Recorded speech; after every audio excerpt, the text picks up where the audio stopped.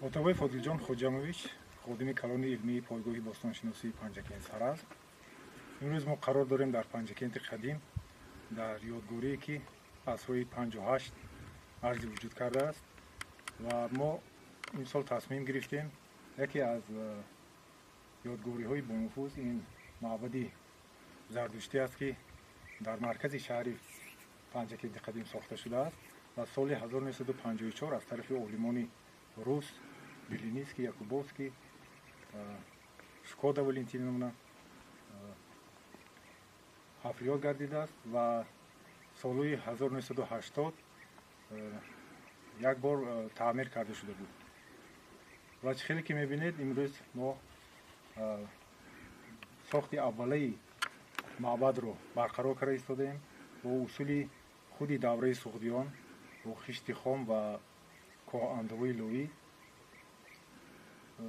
тарзу намуди ҳамон давраи қадимаи маъбадро барқарор карда истодаем. ва баробари ин маъбад боз се мавзеи дигар, яъне бо номи Рустамиада, хонаи қабули меҳмонон ки он ҳам солҳои 70 шуда буд, барқарор менамоем то ки тамоми сайёҳон аз ин мавзеи ёдгорӣ дар ҷаҳон яке ҳамто надорад бо нигораҳояш ба маърази тамошо гузошта шавад. дар ҳоли ҳозир чӣ хеле ки мебинед деворҳои қадима аз сабаби намнокӯҳиҳои зери заминӣ бисёртар аз поёни деворҳо хабардор шуда истодааст ва мо бо ёрии хиштҳое ки давраи ҳамин суғдиён бо андозаи 50-25 ба 10 сохта шуда буданду дар дохилашон коҳ доштанд, айнан бо ҳамон усул мо тармимро давом дода истодаем. чӣ хеле ки мебинед бояд пурра намуда вазни ҳамин деворро мо нигаҳ дорем ки дар шакли пештарааш боқӣ монад ва ин аслии девор аз харобшавӣ эмин дошта шавад.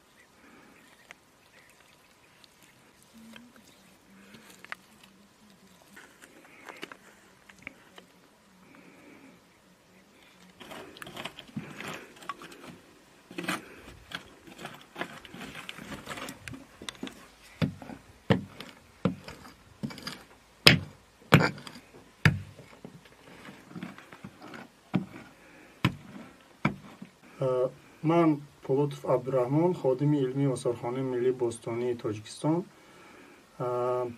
дар айни ҳол дар ҳафриёти шашуми Панҷакенти қадим қарор дорем. Ин ҳафриёт аслан корҳои ҳафриётӣ дар ин объект, яъне ки соҳаи бостонӣ аз соли 1951 то 59 идома ёфтааст Борис Яковлевич Ставицкий дар ин ҷо корҳоро идома дода буданд ва соли 2018 мо тасмим гирифтем ки қисмати ҳафоринашудаи ин соҳаи бостониро таҳқиқ намоем ва то ин ҷониб мо ду хонаеро кушодем, яке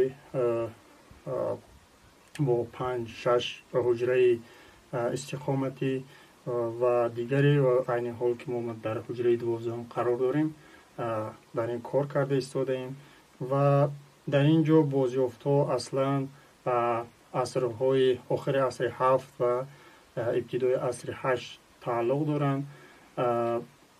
масалан дар айни ҳол ҳозир мо бозёфте ки пайдо гардид имрӯз, ин як қолаб барои оро додани масалан гаҷкориҳову дигар чизҳо ки шакли гулро дорад ва аз гили пухта шуда сохта шудааст ва این طریق بازیافت‌ها در پنجکینت قدیم کم نیستند. این از آن شهادت می‌دهد که پنجکینتیان در عصرهای 5 و 8 میلادی مشغول نه تنها مشغول سوداگری بودند، همچنین به هنرمندی، کشاورزی و دیگر شغل‌ها مشغول بودند که در نتیجه حفریات ما نشانه‌های آن را پیدا می‌نماییم. و این حجره‌ای که ما حالا می‌خواهیم به آخر رسانیم، یکی از حجره‌های این خانه میباشد که درآمدگاهش در قسمت غربی است و اصلا از تنگ‌کوچه‌ای که به اینجا وارد می‌شدن یک حجره‌چه‌ای بود که با طریق زینه‌پارچه‌ها به آشیانه بالا و به آشیانه‌های پایان وارد می‌شدند. خشت‌های رواق بر علا دیده می‌شوند، یعنی رواق خانه از همین سطح آغاز می‌شد و طریق هنری معماری به هم دیگر پیوست می‌شدند از دو طرف و یک رواق بسیار زیبا و با حشمت رو تشکیل می‌دادند. من رحمت الله اسمت الله، نامزد علم‌های تاریخ، کارمند علمی پایگاه باستانشناسی پنجکین سرز نزد انستیتوت احمد دانش اکادمی ملی تاجیکستان میباشم. از سالهای 60 عصر گذشته تا حالا در حرکات پنجکین قدیم اشتراک میکنم با علمان نمایان دوره حکومت شوروی و حاضره یک جای ما تحقیقات‌های باستانشناسی برده ایستاده‌ایم. در این تحقیقات‌های باستانشناسی قسم زیادی پنجکین قدیم حرفیات شده از طرف علمان و یک چند مونوگراف‌های علمی در این باره نوشتند که شهرت پنجکین قدیم را در جهان مشهور کردند. حالا ما در نزد دیوال مدافعوی پنجکین قدیم جایگاه داریم که این موضع را برج مدافعوی پنجکین قدیم نام میبرند. این برج دیوال مدافعوی که در قسم شرقی جنوبی شهرستان جایگیر شده است، بلندی 15 متر داشت، پهنی دیوال از 8 تا 10 متر بود و در اینجا دیوال‌های مدافعی و تیرکش‌ها بودن که من در رسم تصویر یافتگی در اونجا. این برای مدافع کردن شهر در دوره عصر میانه ضرور بود. پنجکین قدیم زیاده از 75 سال اینجا از طرف باستانشناسان در هیئت اکسپدیتی پنجکین قدیم که با اشتراک علمان روس، یعنی از تشکیلات ارمیتاژ دولتی شهر سنت پترزبورگ یک جای ما اکسپدیسیون تشکیل کردیم، با هم حرفیات میگذاریم هر سال و در این حرفیات ما محل‌های زیستی این پنجکین قدیم را معاین کردیم که مردم در همون عصرهای میانه چگونه معماری داشتند، با کدام کسب مشهور بودند و طرز حیات اجتماعی و اقتصادی آنها را از روی همین حرفیات‌های کاختکارها ما معاین می‌کردیم.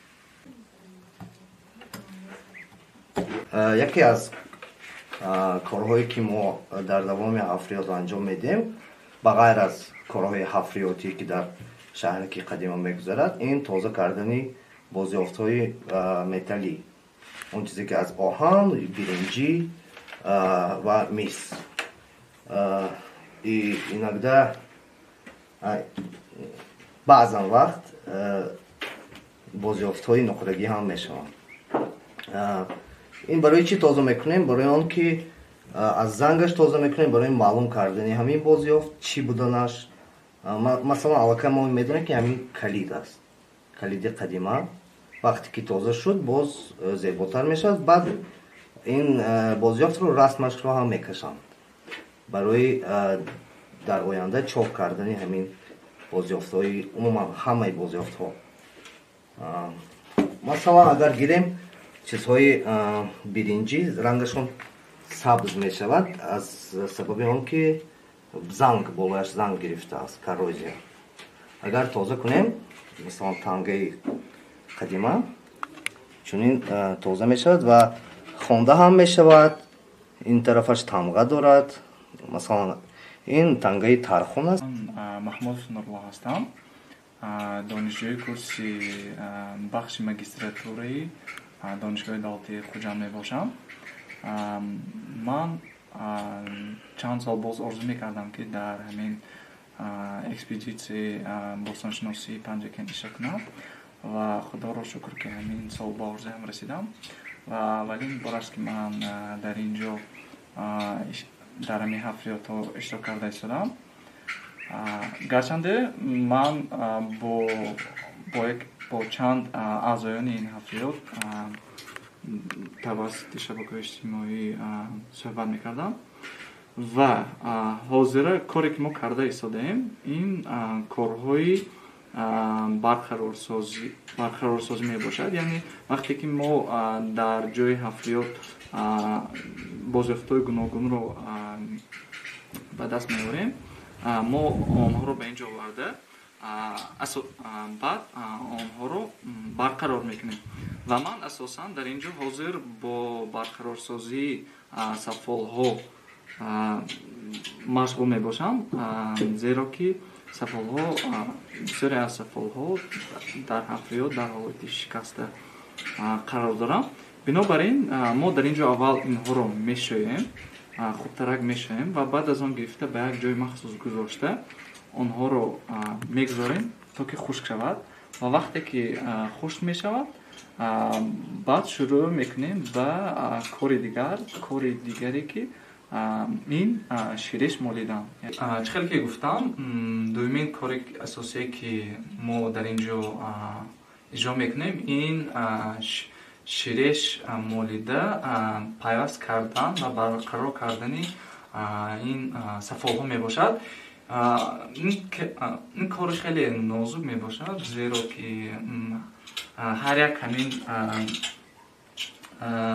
қисмҳое ки аз ҳамин фрагментҳое ки аз ҳаминҳо боқӣ мемонанд, мо бояд онҳоро ёфта, баъд онҳоро бояд ҷобаҷо карда бояд пайваст кунем. чӣ хеле ки шумо дида истодаед, дар ин ҷо